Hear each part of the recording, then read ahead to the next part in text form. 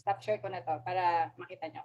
The first one is search. Okay, for those of you na hindi nyo pa alam kung ano yung target na position ninyo and you want to just upgrade, you just want to increase your salaries.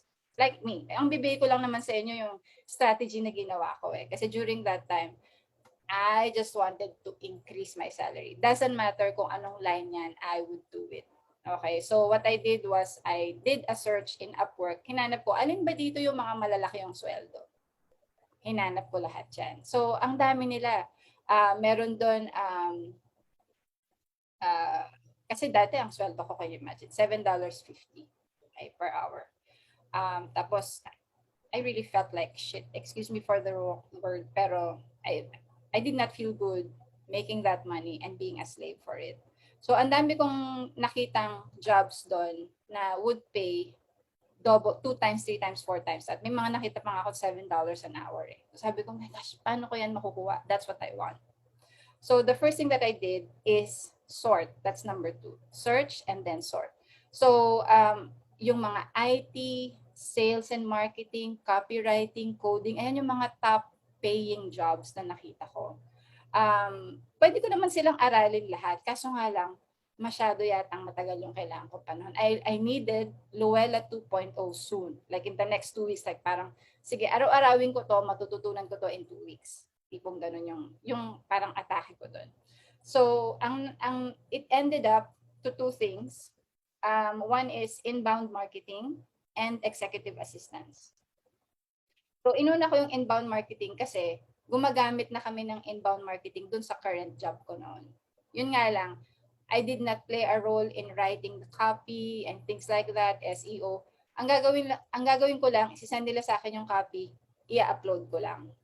Ganun lang yung role ko. See, copy-paste lang ako noon. So, sabi ko, sige, medyo familiar ako dyan, aaralin ko yan. Kung yan ang magdadala sa akin sa 2 times my rate.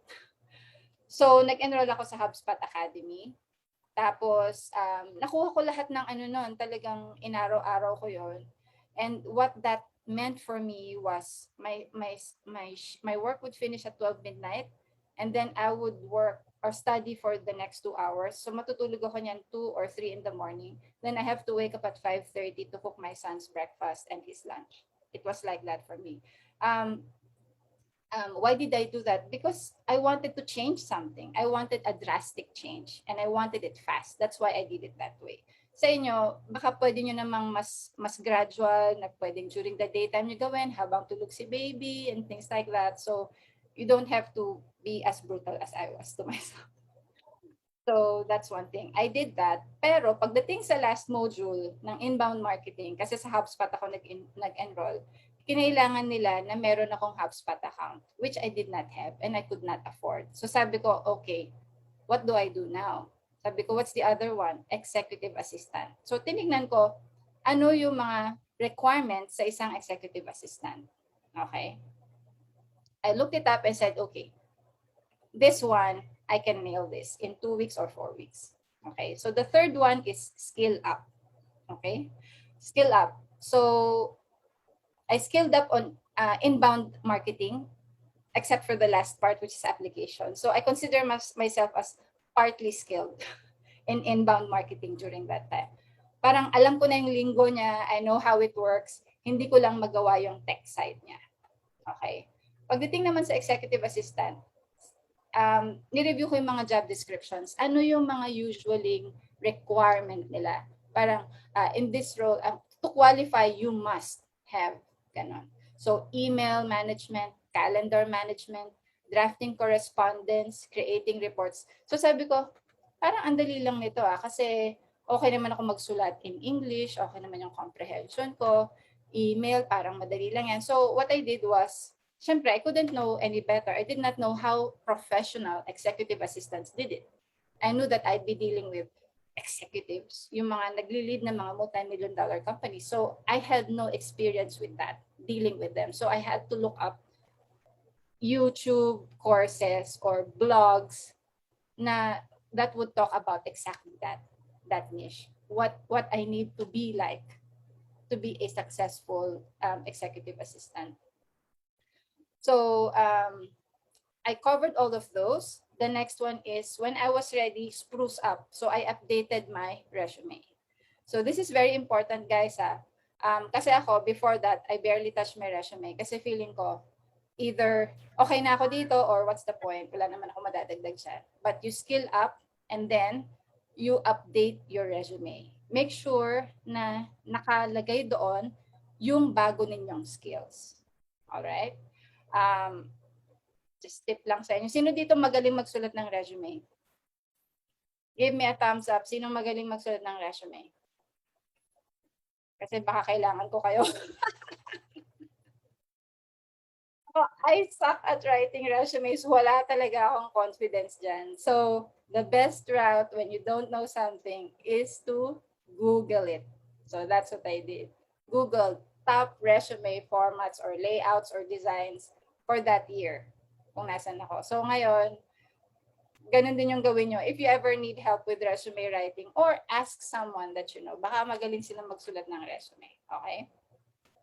The next one is after you update your resume, set the price. Okay, I see a lot of people. Teka muna ha, maggawa tayo ng poll sandali. Maggawa tayo ng poll.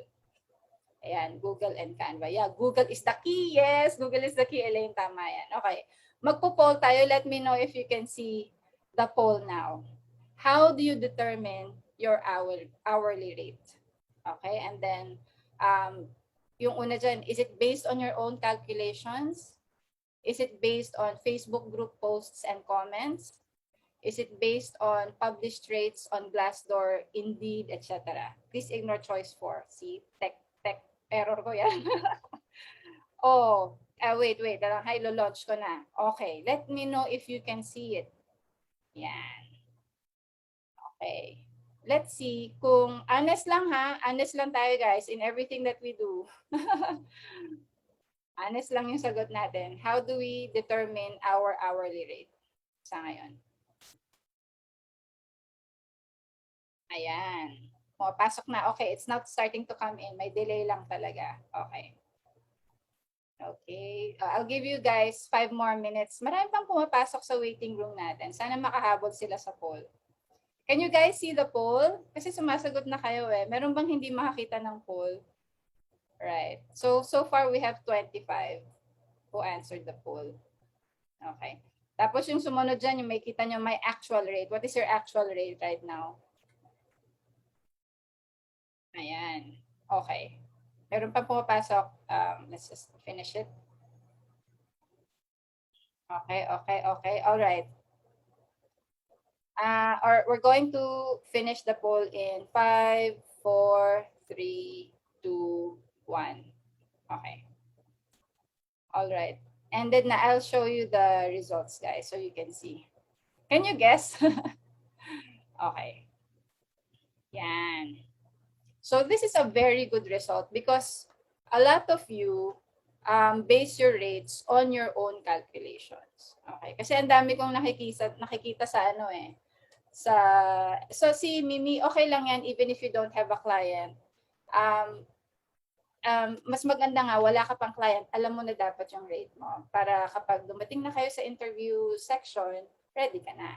Right? So, ibibigay natin yung tips yan dito. So, this is good na at least marami talagang gumagawa ng tawag ito, educated na calculation for your hourly rate. Okay. So, yan. Thank you so much for sharing this, everyone. This is helpful. Okay, so let's move on. Okay, so pagdating sa may setting your rates, the reason why I suffered a lot with my current work before is because when they offered me a full-time job, they set the rate and I readily accepted it. Hindi na ako nag-calculate. I didn't say, natakot ako na baka bawiin eh. So sabi ko, sige, take ko na yan. Pero dapat pala ang ginawa ko, let me think about it. Okay, so dapat pala ganun yung ginawa ko. So, hindi ko kinonsider yung hours na included doon, na nakasil na siya, 1 month, ito yung bayad sa iyo. So, wala nang boundaries. So, kahit weekends, if I had to work on weekends, as long as ito yung sinusweldo nila sa akin, fix na yon, wala na. Hindi ko man lang sinabi na, okay, yan yung rate ko, pero 40 hours a week lang. Wala man lang akong ganun. So, for those of you who still do not, medyo malaki din kasi yung percentage na nagsasabi na you base your rates on Facebook group posts and comments eh. Ang suggestion ko sa inyo, in a piece of paper today or in the next few days when you have time, on a piece of paper, list down all of your needs in a month. Kailangan talaga may numbers yan. Huwag kayong matakot sa numbers. Kailangan harapin nyo yung pangailangan ninyo. Ganyan ako dati. Parang, okay, buo na yan, okay na yan. Puro ganun ako hanggang sa, ayan, ito nga afterwards kasi you're suffering because of it. Diba? Parang, ano ka ngayon? So, kailangan isulat natin lahat. From your Meralco bill, your rent or your hulog sa bahay, to the tuition of your kids, or kung ano yung gusto mong pag-ipunan na bahay, kung mga single dito, yan. Dapat pinag-iipunan nyo na yan. Ha? Tapos, kuryente, tubig, health insurance, importante yan para kapag meron kayong sakit, di kayo natatakot pumunta ng ospital. Okay? You get the medical attention. Ano pa ba? Bills, utilities, internet, kailangan nyo yan for work. Tapos, dapat meron kayong buffer. Meron din kayong konting para sa sarili ninyo. Whether that's 5% or 10% of your income na parang tulad ako, gusto ko lang mag-Starbucks, masaya na ako nun eh. So, kanya-kanya tayo. So, ilagay nyo yung lahat, isulat nyo yan lahat sa isang papel. Okay? Pag nakuha nyo na yung total amount, hindi ibig sabihin nun na i-divide nyo na yan into 4 weeks, then into 40 hours. No. First, you have to check if that is a fair rate. Okay. Because, of course, dito sa Philippines, yung cost of living natin, mas mababa. Kasi iba yung exchange rate natin sa mga kliyente natin sa US, sa UK, sa Australia. Diba? So, ang mas maganda, tignan ninyo, magkano yung average rate dun sa mga countries ng kliyente na gusto ninyong i-target. Okay? Kasi kung halimbawa, ang kinalabasan ng hourly rate ninyo ay, I need $8 an hour. Pero ang trabaho mo, nagdi-design ka ng website. Diba? You're a website designer. In the US, kahit nga sa India designers get paid $70 an hour for that. Can you imagine if you just charge $8 an hour based on your calculations? Ang laking parang nanakawan ka na ng hundreds of thousands of pesos in a year. So make sure, tignan ninyo yan. Kasi ang maapektuhan yan kayo tsaka yung pamilya nyo eh. Just because you were not smart about it, your family will be affected. So be smart about calculating your rate. If you can bring them together as much as possible, do that. The other thing na you have to remember is whenever you accept super low rates, it affects everyone, not just the Filipino VAs, which is kawawang kawawa. I speak openly against this na why are you paying us $4 an hour when our counterparts who do the exact same thing are getting paid $25 an hour, 25 pounds an hour. And we're literally running your business for you. You're making thousands of dollars. Diba? So it's unfair. And yung mga nasa US, UK, umaaray na rin sa ganyan. Kasi sa kanila, hindi na sila i-consider ng mga taga-UK na clients. So sabihin nila, hindi na ikaw. Kasi sa Philippines, ganito lang yung rate eh. Diba? So it affects them. So dapat may solidarity tayo. Kasi we're in an industry. Okay? So I know that life is hard, but as much as we can, let's pull everyone up. Let's uplift our industry. Yun lang naman yung masasabi ko doon. Kasi the more that we accept them to lowball us, hindi tayo makakalabas dito. Forever na tayong ganito. Okay? So, sana as much as possible, just have faith na makikita mo yung tamang para sa'yo. Okay? Next one is start the hunt. Okay. So, once you've already established your rate, start the hunt. Because once you've done all of these things, mananarrow down mo na yung search mo eh. Hindi ka na yung parang, ito, open, apply ka sa lahat. Ubus na yung oras mo. Before you know it, 3 oras ka na nakaupo pa na yung apply mo na hindi naman targeted para dun sa ideal position mo, sa ideal client mo, sa ideal rate mo. So kapag halimbawa nakita mo, this one is open, yes, but that's not my target position, move on. Ito, maganda, it's my target position, but the offer is way too low, move on. Okay, filter, be selective. You also have to pick your client. You should not just be begging to be hired by someone. Kasi yung personality mo has to jive with that person para maging long-term yung relationship ninyo. And at the same time, long-term na masaya ka naman. Masaya din siya. Okay?